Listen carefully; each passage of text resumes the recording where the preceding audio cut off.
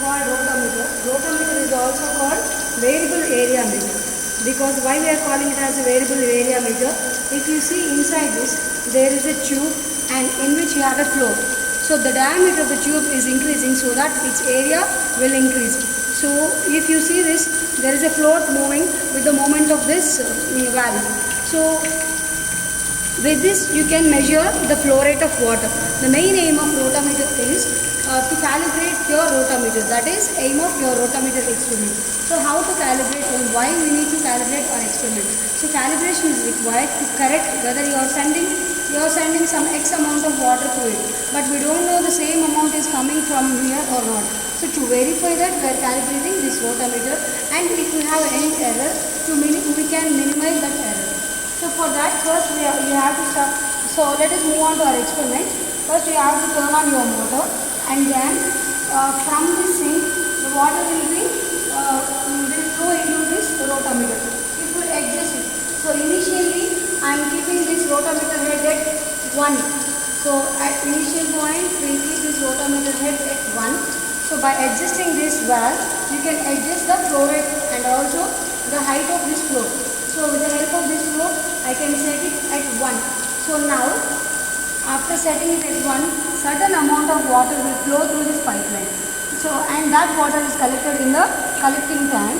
So this is the collecting tank. With the help of collecting tank, we are able to find out the flow rate, how much flow rate of water is coming into it.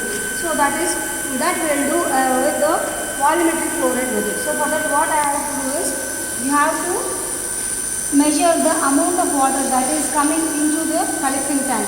So that for that, a scale is arranged here and a measuring jar. So in which I'll take the time required for 10 centimeter rise, or you can take it for 5 centimeter rise also. So I'll select the water that is filling into this tank for a certain height, that is a 5 centimeters height. We'll note down the time required.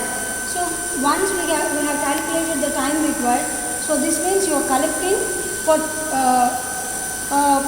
certain time period, you are collecting the particular volume of water. From that volume and this area, you can calculate the volumetric flow rate of water. That is the one set of experiment. And after finishing one set of experiment, then we move here and increase the flow rate.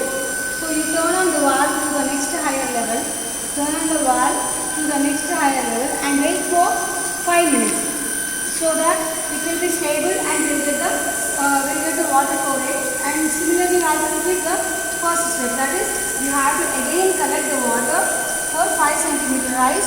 So how much time it is taking, you have to note down the time required for 10 centimeters rise. And from this we can calculate the volumetric flow rate. So keep on increasing the flow rate, the volumetric flow rate will also be increased.